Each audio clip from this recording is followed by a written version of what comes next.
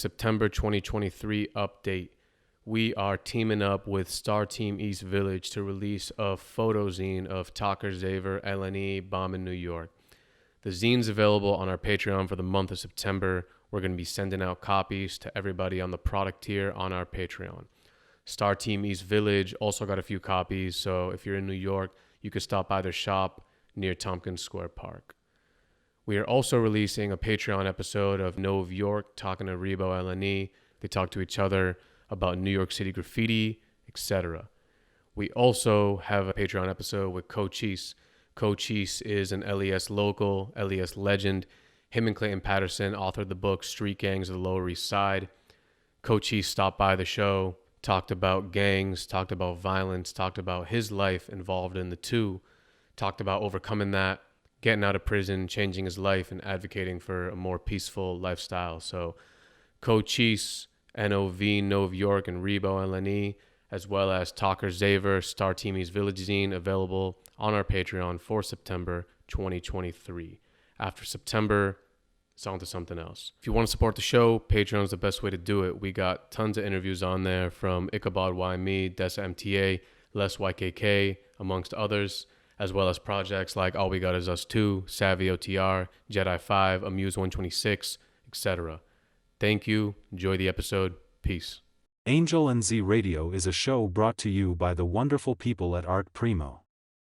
A graffiti shop like no other that has been proudly serving the community for decades from New York to Seattle and beyond. They have everything you need, and you probably need everything they have. Mops, paint, inks, sketchbooks, stickers, bags, and much, much more. Believe me, you will not want to miss this. artprimo.com. Thank you for doing this. No, when's thanks the for last time inviting me. You've been around here? In the city? Yeah, or even in the East Village. I know this is where you came up. Yeah, no, I mean, I very rarely have a need to come in the city. I was here to take a friend from England. We did a little Highline walk and did the Whitney on Saturday, but that was after that. I don't remember the last time I needed to come in through the city. Yeah. Being around here, having come up here and then being here now, how different is it from when you were coming up here? I mean, when I was coming up as far as like living here, I mean, I lived in West 13th Street before they renovated what you know now as Union Square Park. It used to be a really dilapidated, you go buy drugs. It was, it was old New York. Yeah. It was kind of like the shit back then. Yeah. It was just dilapidated. You hear all these stories about the 80s, about the early 90s, even about nowadays, like even about the early 2000s, but just focusing on like the 80s and 90s. You hear all these stories. You hear about specifically the train era. You hear about people, just how different the graffiti was back then. You hear about the insides. You hear about what it meant to go all city. Obviously, it has a different terminology now, with people being in all five boroughs versus on every train line, both sides, insides and outsides. You hear about Vandal Squad, but these are all just like stories that people hear about now. Amazing. Less and less people are the ones who are actually there. How did you get started painting graffiti and painting trains? Just being a New York City kid in that period of time, going to school in New York City in the late 70s, getting to take the train, was the big, first leap of faith. My mom, single mom, I'm going to say my parents, no, single mom. First leap of faith, all right, take the train, one stop, you walk the one block, you be at school, that kind of thing. That was when I first really got unleashed. And that's when I started noticing things differently than being on the train with a chaperone or whatever. So as a young kid, I just started seeing the graffiti movement as it was happening and like amazed at what I was seeing and just really like, hey, I saw that name with like a marker yesterday and today it's with spray paint on the others. Like I started to make the connection, reading, the hieroglyphics, if you will. And I was questioning it to the point that I went into school like, yo, you guys peeping this? Like, and man, I think I was in like I had to be in 7th or 8th grade. And a friend of mine was like, oh yeah, my brother writes graffiti. His brother was a year younger. And I was like, wow, that totally fucked my head up. Just the idea of like, here I am trying to figure this out. And your brother's younger than us. And he's already like infiltrating. And that's my first introduction to layups and the yards and somebody explaining to me the actual dynamic behind a New York City subway graffiti writers, manual that was ever written. You know what I'm saying? It was sort of like somebody sort of explained to me how it went. Oh yeah, they park the trains here, and then we go there. You know, I was like, get the fuck out of here. Are you shitting me? I need this. I need to see what that's about. What's going on with that? Simultaneously to that, I have an older brother who's a year and a half older, and his really good friend growing up and a family friend of mine is a guy named Aaron Goodstone. He writes Sharp. We hadn't seen Aaron in years, and one day in me self-discovering graffiti and trying to fumble around and figure it out, I run into Aaron on the street. And then, you know, the connection was made, like, oh shit, that's you? Oh my God, I've seen your name everywhere. Like, you know, I was like, oh wow. Like, it's like running into a long lost cousin who you realize was like the guy, you know? So I had a very good entry level to what I was doing because I had a trusted family friend that sort of assisted me in my leap of like, oh, wait a minute, I'm not just writing on mailboxes or phone poles in the neighborhood. I want to go to what this layup is. I want to see what a yard, you know, I want to know more. So right away when you started, it was about trains. It wasn't right away. There was a little incubation of fumbling around with the homies in the neighborhood. Everybody's apartment building, the stairways, we bombed everything. Anywhere we had like, you know, hey, smooth surface, nobody's looking. We were making our own markers and we were trying early DIY, just like trying to figure it out. I, at the time, was living on 77th Street and York Avenue. And Broadway Stationers was the big spot where we could buy Flowmaster, Opaque. You know, there was a spot where you can go get it. There wasn't racking ink at the time. We were racking paint. You know, we learned about all that as well. But it was like markers were really fascinating. Hand styles and writing and creating your own markers, like taking band roll-ons and emptying out the deodorant and the glass jar itself with an eraser felt from school, and then just stuffing it with ink was probably the coolest thing that anybody's ever taught me. And then just, you know, what you can do with that, you know, was a lot of fun. It's really, you know, it's still a thing. Graph is still a thing where people are really doing it DIY. A lot of people still do tons of creative things when it comes to graffiti, whether it be the way that they go about bombing or even using technology today like Google Maps and shit like that to go and bomb. They're adapting the shit that is today for today, you know. But when I think about that time period, obviously I wasn't there, but just all I hear about it, I just hear a lot of ingenuity and a lot of really using what is around you in a way that is different from what we have today, because today with the internet, you can get a lot of inspiration really fast. You know, you were lucky you can meet one or two people who can put you on and teach you. And when, you know, they show you, oh, it's like this is like this is where you do this is where they do that. But without like that human connection, and even just that's two people, not like an entire infinite library of some online thing. So I think about that time period as a time of like a lot of pioneering and a lot of just people doing it very organically.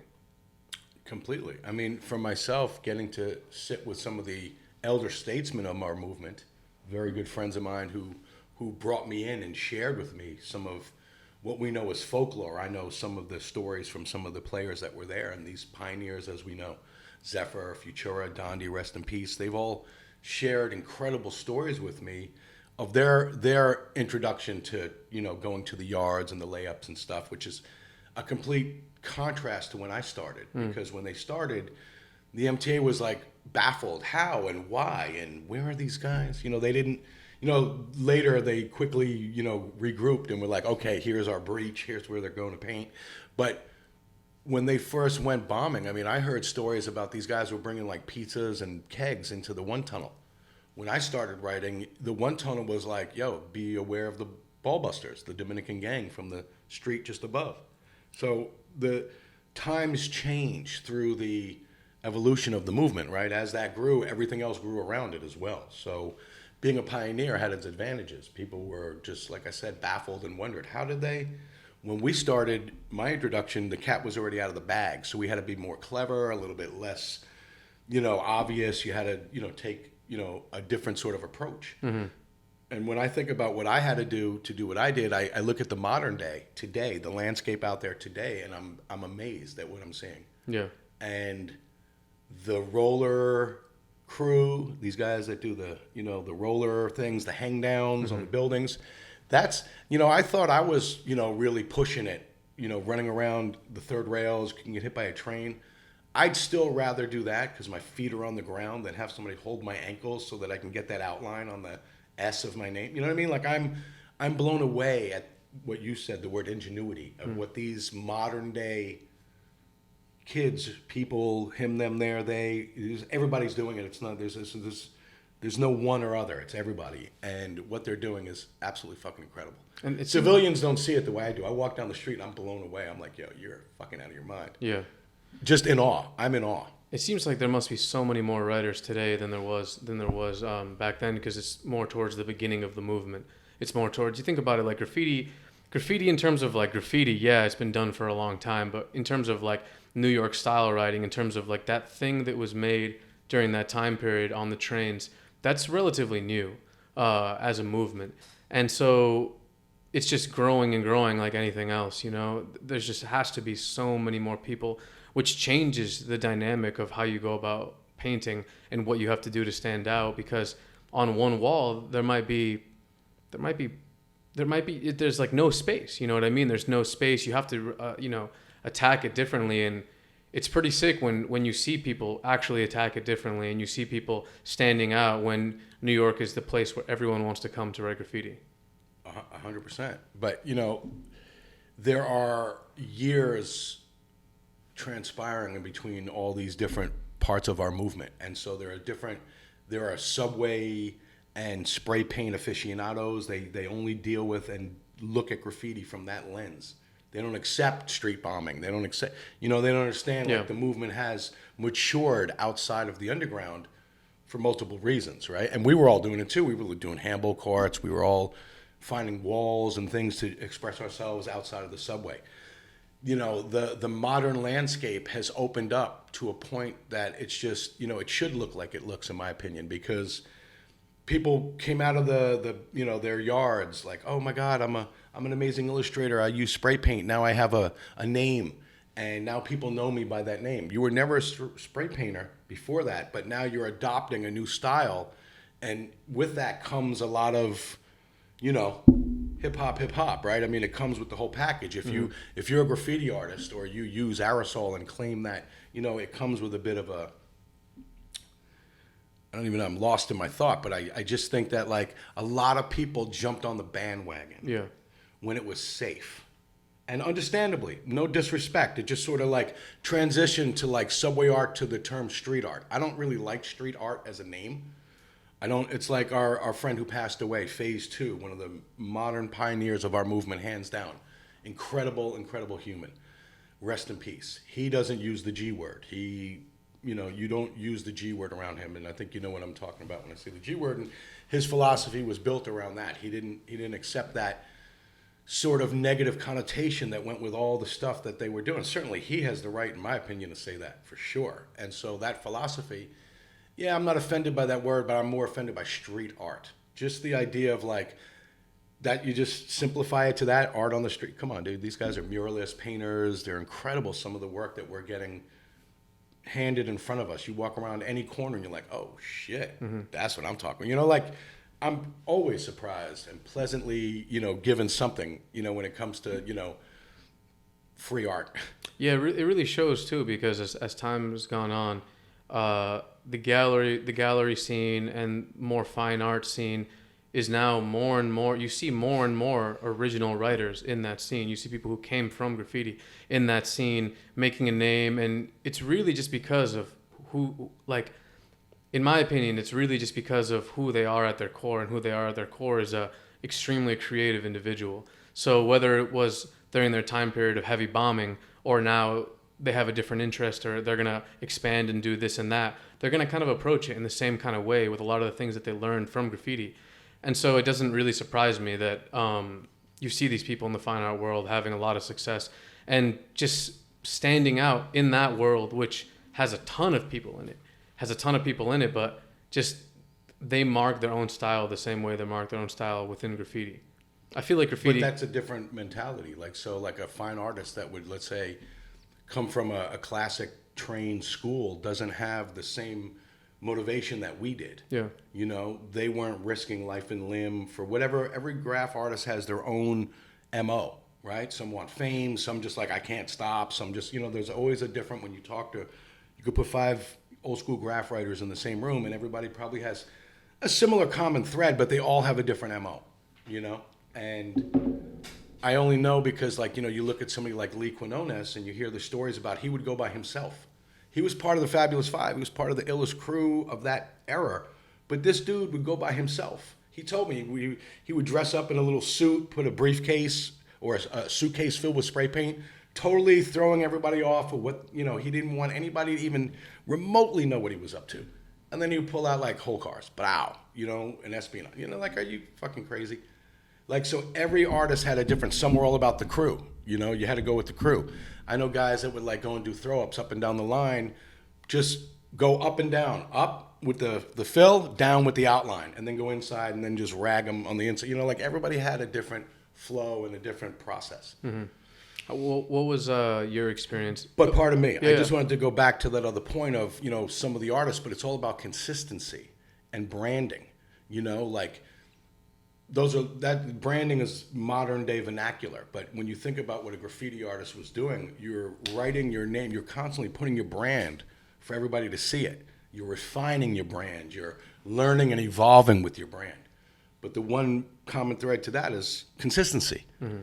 And that's what people look for when they're like, well, we can count on this guy as an artist. We look to artists, or I would presume when you look at a fine artist and what they're doing and why they're being celebrated, or, you know, art is being bought and, you know, legacies are being made, is consistency and purity about what we do, you know? So to me, just my humble opinion, when I look at some of the artists, we were doing this for nothing other than like a high five from your homeboy, or like a haha, yeah, right?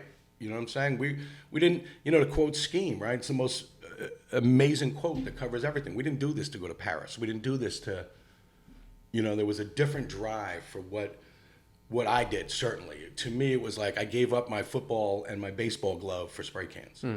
And I had a different sort of camaraderie than I did on a team with the guys that I was writing with, or the people I wanted to meet, or just the whole, I liked the anonymity of it. I like being sitting at dinner with my family and they're like, what'd you do today? I'm like, oh, not much. But if I said, well, I went to the one tunnel and started a piece and then I got chased and then I tripped and almost got beat up, you know what I mean? Like, you can't, I like just having that for me. Yeah. My day. That's what I did today. Mm-hmm. You know what I mean? And I only shared it with the other people that were in that tunnel with me. We didn't really get to, you know, there was something really nice about having, certainly that young. Yeah. Something for yourself, and something that was sort of like, you knew you were fucking around. You knew, you just, you know, of course we were. It's fucking crazy what we were doing. And I love that.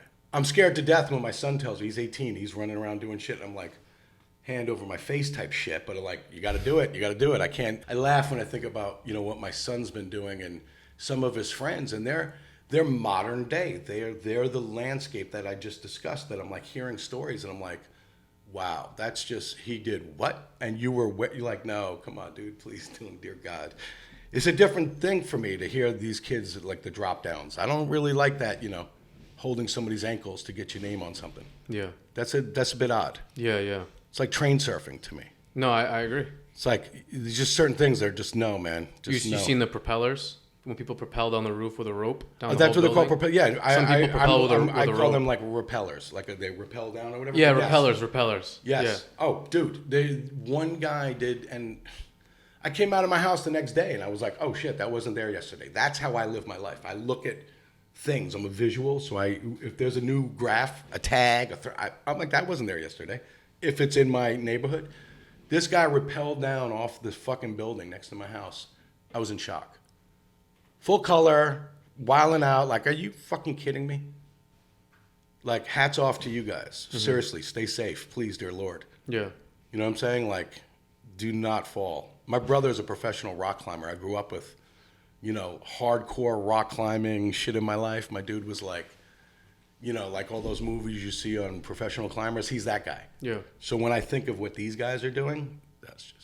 Yeah, you don't tie your rope right. You don't have the right harness, or you don't. You got to know what you're doing. You got to know what you're doing, and on top of knowing what you're doing, then you're writing, and then you're also subject to like somebody going, "Hey, look, somebody's hanging on a rope.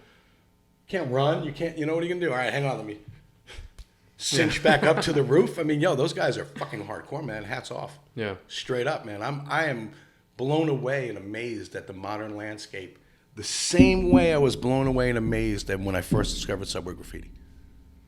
Like, how do they fucking do it? Yeah, I mean, today you got all that stuff like rappelling and the hang downs and the super crazy high spots and the rollers. But how was your experience like painting the trains? Because that comes with its own set of dangers, and it must have been a totally different landscape of let's go out and street bomb versus let's go out and hit these trains. Let's sneak into the yard. Do you remember the first time you went into the yard? Do you remember what it was like? How you would go about it? The very first time I went to a layup, I was with Sharp and Delta 2. They're like my graffiti parents, if you will. They were going to take me up. I lived on the Lower East Side. Sharp lived on 96th Street. So I had to go from my house to his, and then we would all hang out, chill, and they were like, all right, we're going to bring you up to Zariga Avenue, which was a famous layup on the 6th line up in the Bronx. It's sort of by the end of the line where they would just, you know, for those who are listening that don't know, I'm sure your audience knows what a layup is, but the layup is where they use the either express lane or an auxiliary lane where they don't need all the trains at non-rush hour, and they would just park trains overnight outside of the yard so they would have access to them early on in the morning. Yards are usually at the end of either line, Brooklyn or Bronx or wherever they are. They were taking me up to Zariga, about a 40-minute train ride from where we were on 96th Street. And I just remember like being so fucking nervous. Like, oh man, I'm really gonna get to do this? All right. Those guys were veterans. They were just sitting there like probably eating a sandwich. I don't know. They were just so everything was just normal to them. But in my mind, I just remember, and I remember it very vividly because I've shared this experience. I've been asked multiple times. So it is I'm sure there's, you know, slight writer's embellishment over the 30 years of that happened. And, you know, I'm saying it today. But I remember being so nervous that I actually had to go in between cars and take a piss. You know, I was like, oh my God, my nerves were rattled. And we got up there and there were work bums, you know, workers on the layup. And we actually couldn't paint that night or bomb because they were going to take me to do insides. And I remember I had I was really bummed, but I had a crazy like, all right, phew, okay, wow, okay, cool. And then, you know, I think the next time I went was literally like a few days later.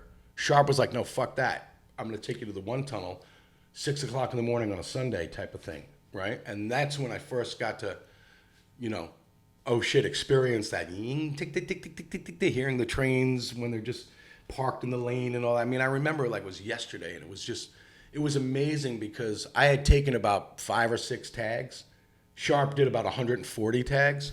You know, he was bombing. I was like, every time I finished one, I was like, oh, that looks good. You know what I mean? Like I was unseasoned. I didn't know what I was doing. It was like, you know, oh shit. Later I learned like, no, man, you gotta stick and move with this. You gotta really keep it going. Mm-hmm. And I remember just laughing because, you know, we found on one of my outings was Sharp, and you never see brand new cars. There was a brand new inside.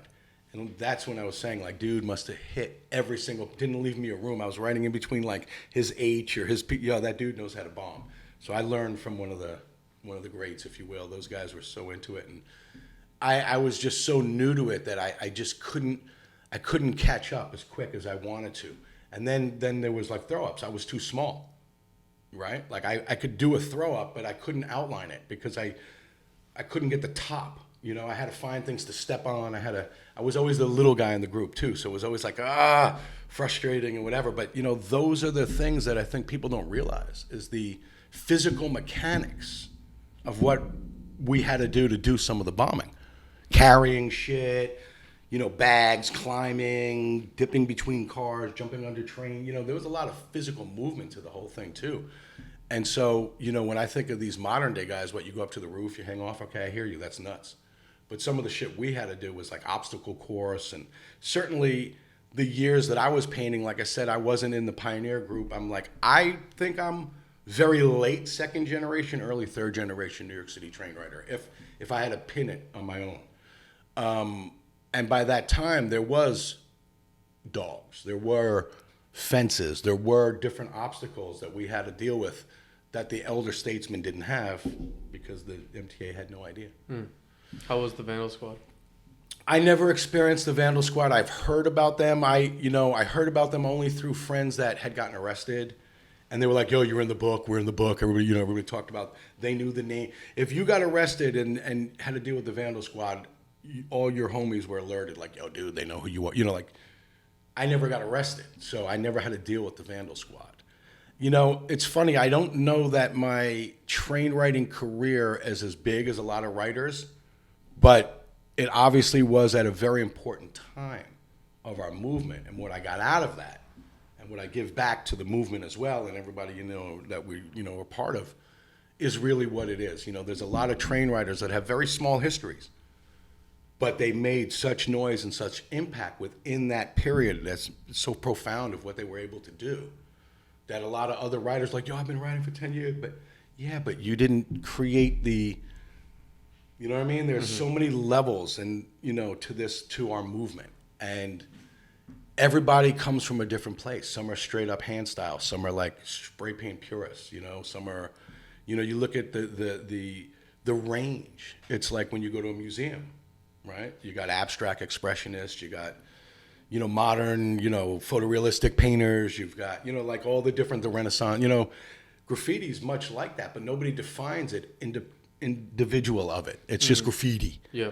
But they don't look at like Futuras like Moreau, right? And then you got fucking Lee, who is just like, James Rosenquist. And you got, like you can assign certain, technical sort of, or abstract, or everything has, it's like such a unique DNA to what the graffiti is. And like Nicer from Tats Crew said one time, it's like the only real youth-driven art movement. Yeah.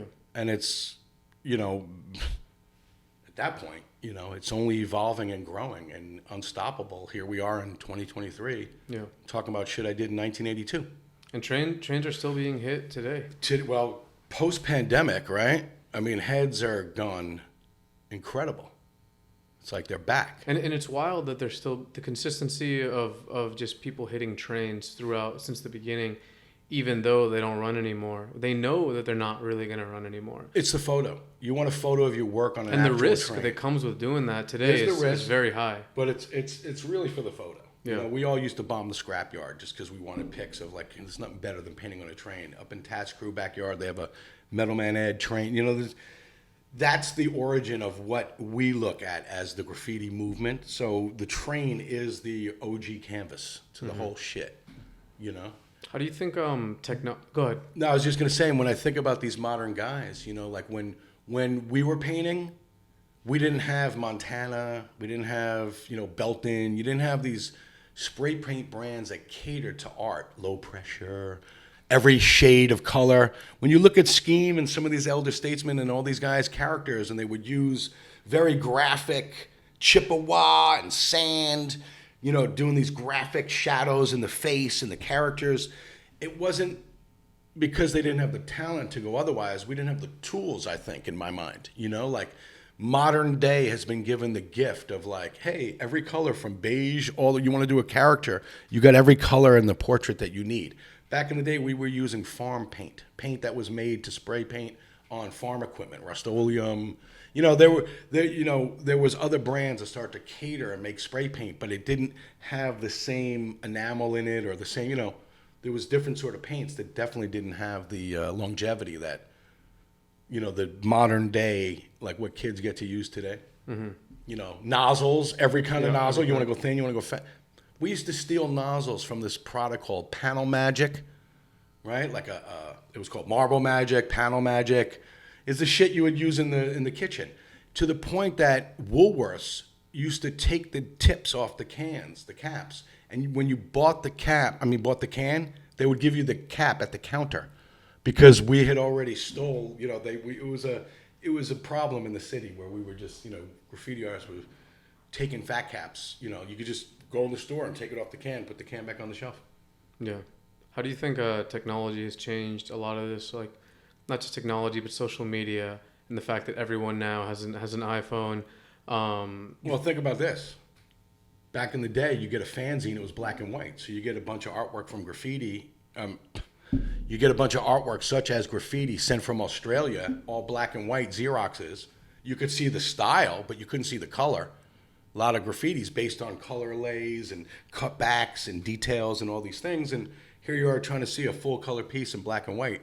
And you're still like, yo, that's dope, yo, dare, look at this kid in Australia's killing it and all these. But we couldn't see it. So how's it today where you can be like, swipe left, see full color, download, and come on, man. Kids today, have it so much.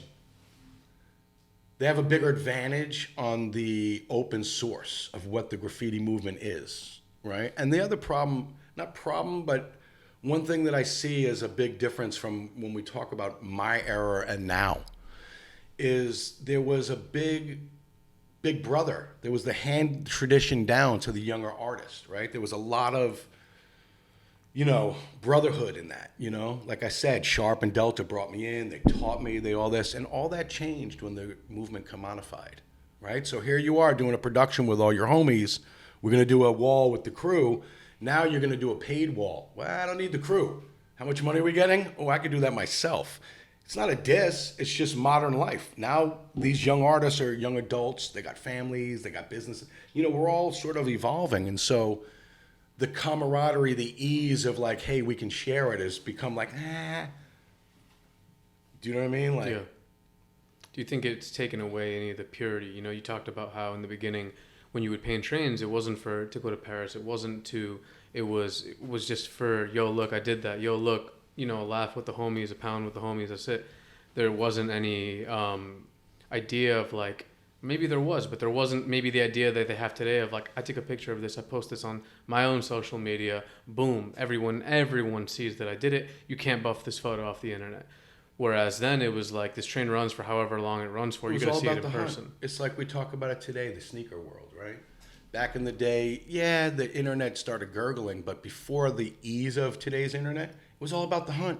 You had to go physically there to that store, maybe stand on that line or figure out what the, was, and that's where you met all the other homie. Oh shit, this is dope. It's community. You're building a community. Online is haters and anonymity. You're hiding. You're not, right? I had people come up to me, yo, you're the man, yeah, this and that. They don't know I knew your handle.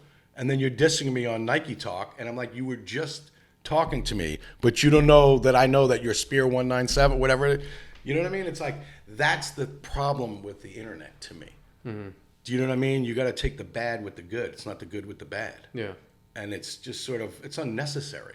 Yeah, and another thing too is like the attention span of people. I was just talking about this with the homie the other day.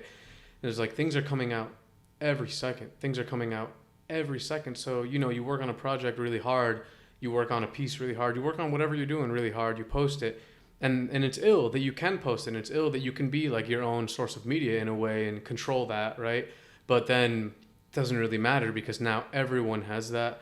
It doesn't become as much as an advantage as it could be, and people are over it. People are over it really fast just because of how much is coming out. Like, I try to keep up with some shit today, and it's like, after 5 days of trying to keep up with it, I'm like, I just saw like a 10 years worth supply of stuff that just came out in 5 days. How am I going to keep up with this? How is any one of these going to be special to me? Like, I grew up really into skateboarding as well, and like some of those videos that would come out were like my Bible. I would watch them every single day, 24/7 with all my friends.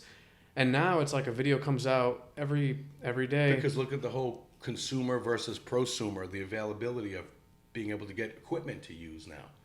My son's a skater, and him and all his friends film and they do all that, but they all love that, like what you're referring to, that one period of time, mid-90s, when like Spike and all these people were killing it, and it really sort of started to make celebrity out of some of these young skaters, because you really got to see them being filmed in the same way that they skate. They had somebody who was equally as talented as a filmer, understand, because he's a skater, and film them, right? So everything, all the variables locked in, right, for that period of time. And my son has the advantage because I have all the old equipment. I have all my digital video cameras from back in the day, and I found all these tapes, and him and his friends went and filmed on the old camera. And it just has that analog look that people today try and use filters to get, or with the modern, there's something about the romantic part of the grit, the tracking, all the little isms in the film, the grains, the impurities. There's a beauty in that. And, it's not so much like, hey, I got the newest, dopest camera. Look, check out my kickflip, whatever the fuck. it's the ephemera. It's everything that comes with it. It's the feeling of it, the mentality. Today, people have it almost too easy in that way. It was sort of given to them. One or two people are standing out within that community, but a lot of it just looks like the same. When you see those stupid billboards, shot on iPhone. Okay. You know what I mean? Like I learned from a friend of mine who's a photographer that iPhones take images, cameras take pictures. You know what I mean? So let's just, figure that one out. Yeah. And another thing too is like, you think about some of the amazing photographers who really took the time and effort to make it an art out of documenting the graffiti movement. Some of the things that they did really went hand in hand with graph and really like showed it to the world in a very artistic way, in a very, very legit way, because they're there and they're there shooting it. They're risking everything. Henry, Martha. There's a handful of other artists that don't get named the way Martha and Henry do. Yeah. Just by virtue of. But they risked everything the same way the graffiti artists did, because it didn't matter if you were writing or not. You're trespassing. You're in this place you should not be. You know, like a train yard. Hello. And you think about and it. You got your fucking camera hanging around your neck. Yep. Spray paint, we'll throw and run, and I'll leave empty-handed. Yeah. I'll drop everything on the run.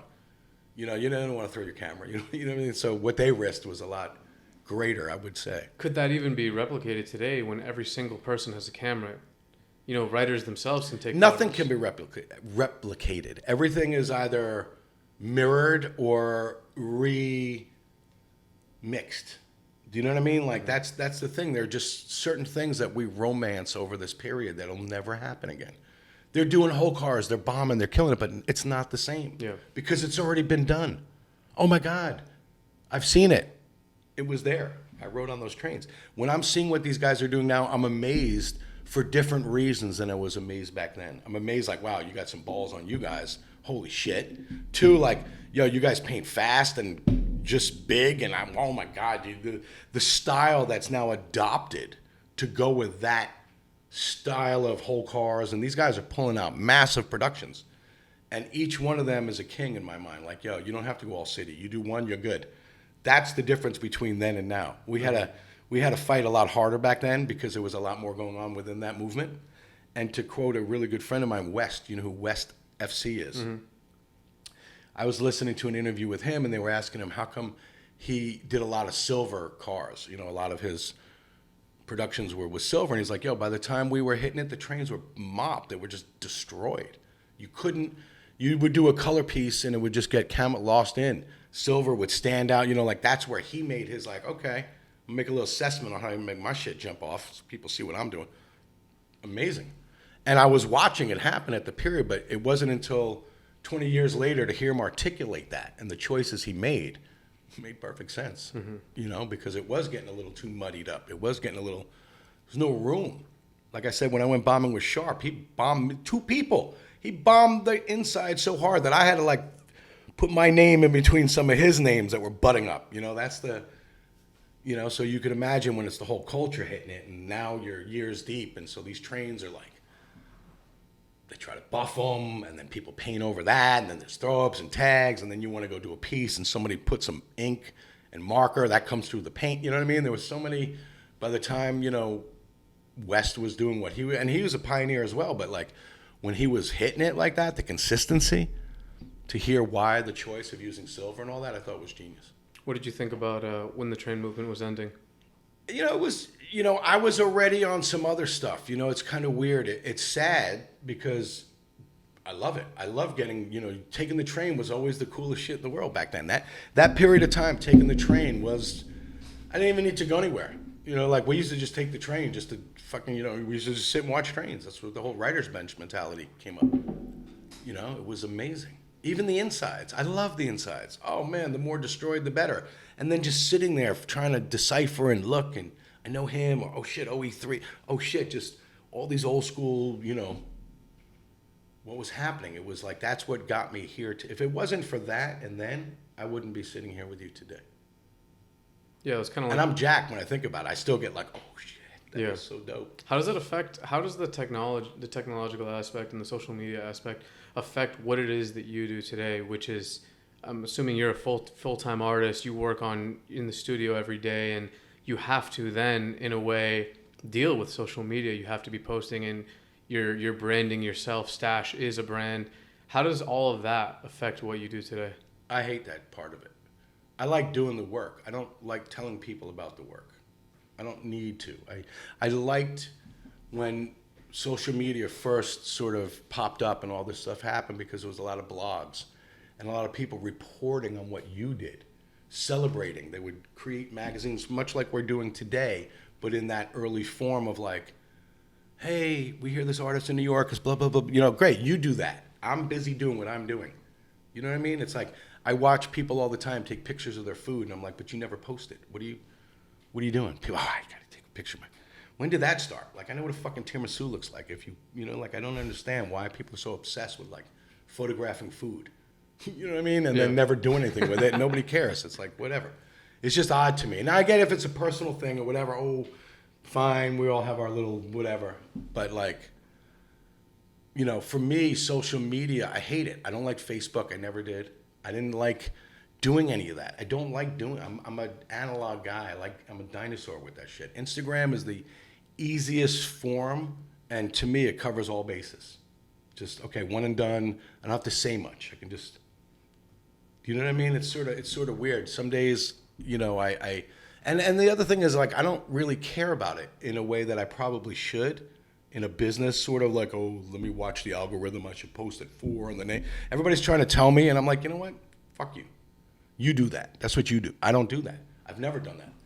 You know, I look at friends of mine that have blogs from right from the beginning, and I'm like, yeah, that's why you do what you do now, and people look at you like that. I don't want that. That's not me. I don't like technology like that. I'm still a bit like, hey, it's too much. Yeah. It's just too much in your face all the fucking time. You can't. Yeah. Granted, you have the opportunity to not look at it, to shut it down to A, B, and C. I got that. But it's still too much. It's too much as a, you know, I tell my kids all the time, I have 2 kids, 18 and 24. I said, sometimes you got to unfollow people in real life. Check that out. You know what I'm saying? It's not all about this modern day social media vernacular. You got to live your life a certain way, not with a swipe to the left. Sometimes you got to physically leave the fucking room. Mm-hmm. You know what I'm saying? Like, it's bizarre to the way I grew up. Yeah. You know, so I get the use of it, but I'm not a big fan of it. It sucks too, because if you don't have it, in a way, you're just completely disconnected. You're just not as connected to the world that we live in today if you didn't have it versus if you did. That's kind of how people get the news. That's kind of how people know what's going on. That's kind of how people know about, oh, this brand released this, or these people collabed on this, or this guy's having a show there, or this girl's performing there. Like, that's where you see it all. We used to get the Village Voice. Yeah. There was analog ways of figuring out where the show was or what was going on, right? And now it's electronic. Totally get it. But the whole obsession and what it's done to people. Do you know what I mean? It's like these young women with the selfies and all that. That's a bit hard to stomach as a girl dad. You know what I mean? Like, God damn, dude, it's like so hard that's what you rate your kid at. Yeah. You know, the amount of likes you get on a physical, you know, post or whatever. Mm-hmm. Fucking A, man. That's got to be hard. Yeah, I agree. I can't understand shit like that. I struggle with trying to even wrap my head around it. So how do you approach it with your work? With me, I don't approach shit, dude. I post when I feel like it. If I like something, if I'm in the middle of something, and you know, a lot of times I post things that is like, I know it's being looked at by the public, but I do have my own personal group of audience that I really sort of interact with on a certain way, friends that are in Europe or people in Asia.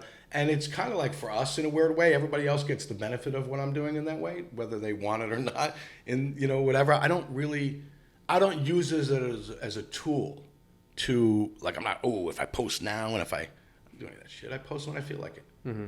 I post random shit. I'm always like, yo, maybe I should just stay consistent to studio shot. Listen, no, that's what that person does.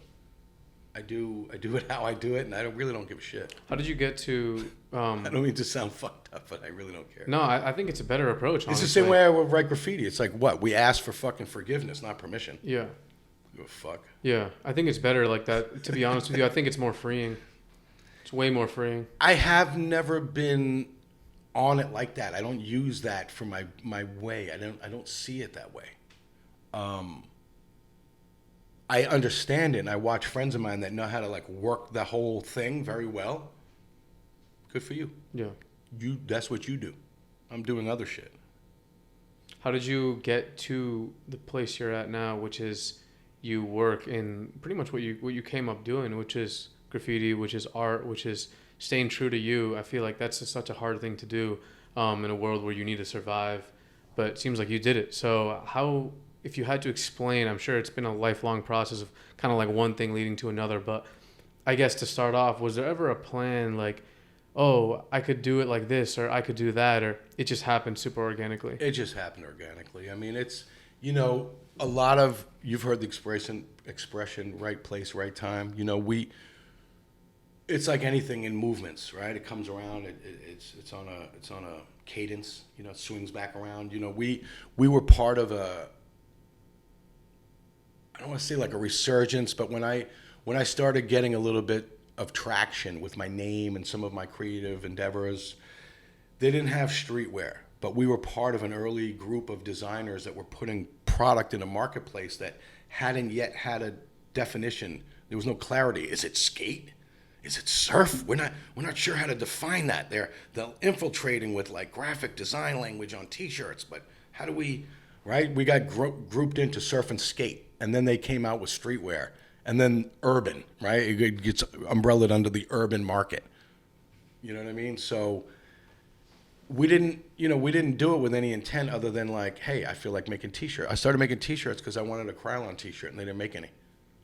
So I made a Krylon T-shirt. That's what started it for me. You know, and just that sort of same mentality of like, well, that worked out well. Hey, fuck it. I think I'll make a Rust-Oleum shirt next. You know, no offense to Supreme, but you guys were 10 years late on that. Maybe 15. You know, and you have permission. I didn't. Yeah.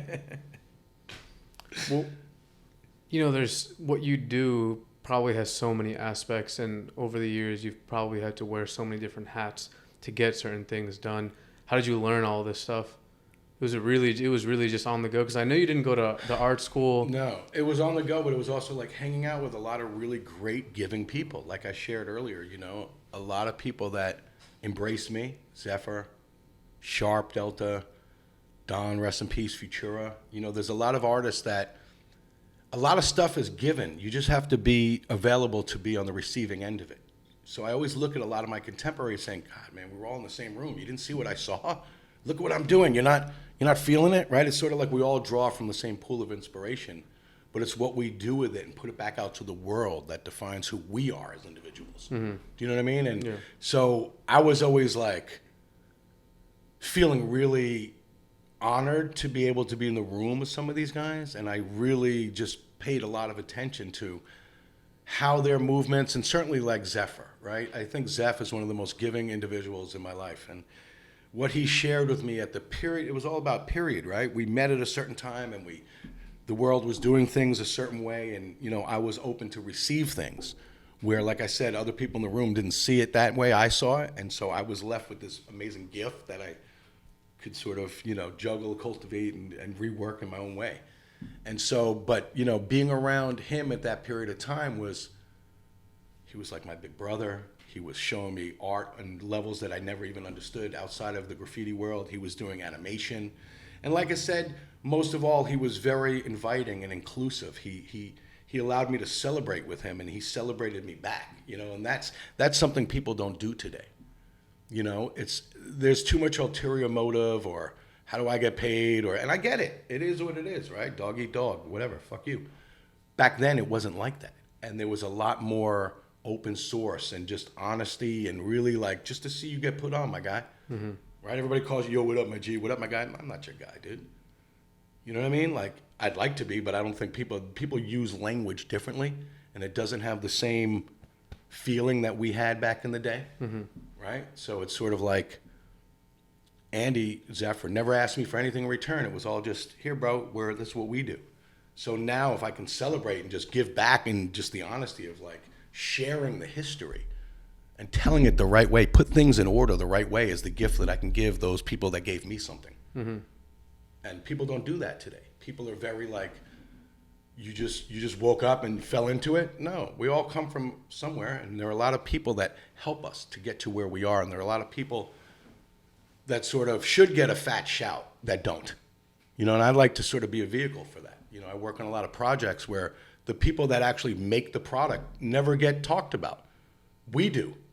But I didn't invent the fucking thing. I didn't, there's when you work on sneakers, they have what's called a project line manager, the person that translates all I want green fabric, that, you're putting together this whole thing and you're handing it to somebody like, okay, go make that, translate this with the factory. They're the ones in Vietnam on Christmas when you're celebrating, the unsung hero. They're the ones giving up and fucking going crazy trying to get your thing done for you, and they get no love. And everybody's like, yo, look at that dope fucking New Balance, Tokyo, whatever. Do you know what I mean? And whoever thought of that, maybe the shoe store who's doing it gets the prop, but the person that actually physically like got gray hair and didn't get to see their family on the holiday gets no love. Mm-hmm. Nah, man, you gotta spread a little bit of that. And so in the same way of the graffiti movement, people don't do that. People don't finish the story. People just want their prop. Props to everybody. Like I said earlier, I'm amazed at these modern day kids, man. You got my attention. You're all kings. Mm-hmm. You're doing shit I would never have fucking done. I did a lot of crazy shit. So I think, a big thing is like, let's reverse a bit of this hater polarity and start giving credit where credit is due. You don't have to like people, but you can't change the history. The history is what it is. And they created certain things that, along all the amazement, there's a lot of animosity that gets built because you weren't there, or you're better than them, or everybody has their opinion. That's all well and good, but you still can't change the history of what that individual gave to us and why we're all sort of talking about it, right? You look at Brian Cause, okay? To me, I'll throw him as a case study. Yo, that kid is harder than all you motherfuckers, B. Straight up. You can say what you want. I know about him. I've seen him paint. He would have painted trains if he was of that era. He wasn't, but he wanted to be. He painted boxcars, he painted billboards. He did shit that modern kids are doing before he got to where he is now. He didn't just wake up as Brian Cause and pop guy, whatever. He earned his fucking stripes, but people don't talk about that.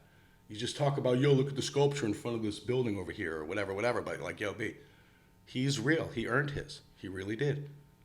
And these are the things that I think people don't talk about with each other and share, like, it's not all about me, dude. We're here. You invited me in, but I want to celebrate and share. Like, yo, man, I didn't just get here.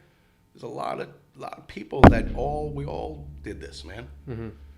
I'm one of many voices. I raise my hand, and they go, okay, you, sir, in the back, and then you hear me, and then the next person, right? That's how I look at this whole thing. And there's so many amazing contributions to our movement. Yeah. On so many levels, and you go back, and it just grown from then till now exponentially. It's just next level with what heads have done. Like, I used to write graffiti. Now I'm the CEO of a company, or I used to write graffiti. Now right? People have grown into life. We were very young when we all started. Now we're all somewhere else. But what we cultivated in the brotherhood and the community-based and just the mentality of how we got to where we are, can't change that. But people can hate on it. People talk shit. Nobody big. We grew up pre-internet. It was fly, def, dope. You wanted to emulate and big somebody up. You don't want to like shit on somebody and be like, bah. Yeah. You know what I mean? Like, who the fuck are you? What? My transition between graffiti and getting into the professional art world, or whatever, that's maybe the wrong word, the product-based collaborative world that I found myself in, I take more heat than anybody. But like, I didn't design the shoe. If you don't like my choice of fabric or color, let's talk about that. But if you don't like the shoe, bring it to the shoe designer. You see, like, there's a lot of miseducated and a lot of misfiring on people's critiques. And everybody's got an opinion. Everybody got something to say. That's fair enough. I just don't want to hear it. Like, I don't do this to listen to you. Mm-hmm. And that's the problem with the internet, is like, everybody just comes off half-cocked. But you don't say that shit to me when you see me on the street or whatever artist you're talking to. And most of us are out and about. Yeah. We're at the openings, we're at events, we're out there, we're not hiding.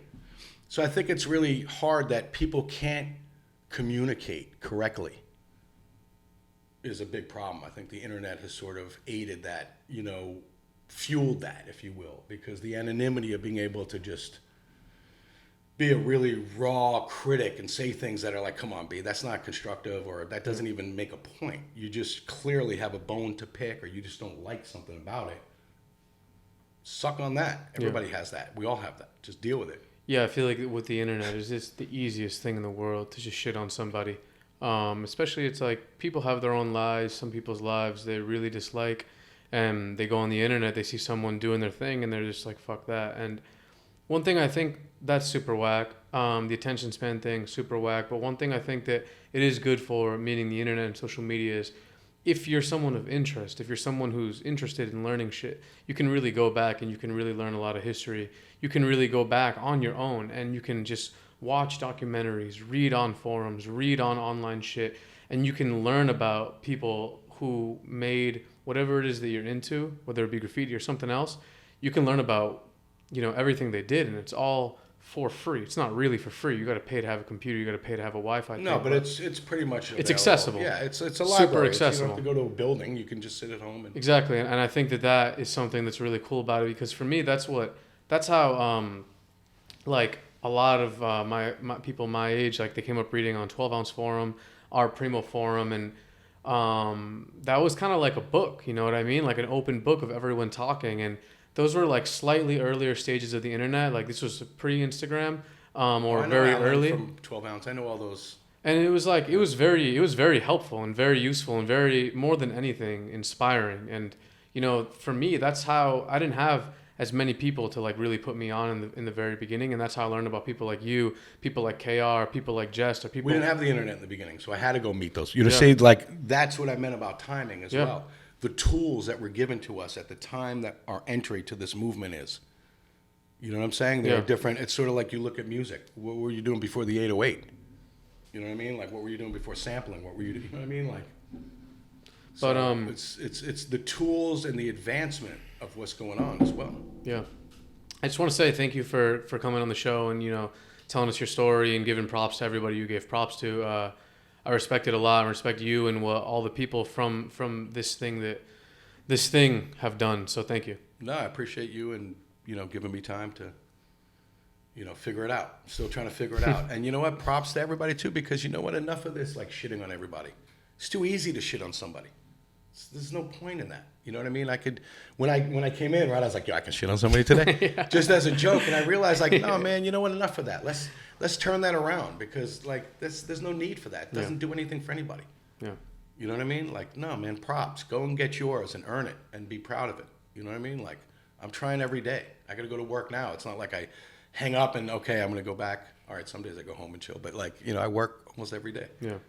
Well, thank you. Thank you for having me, man. Peace.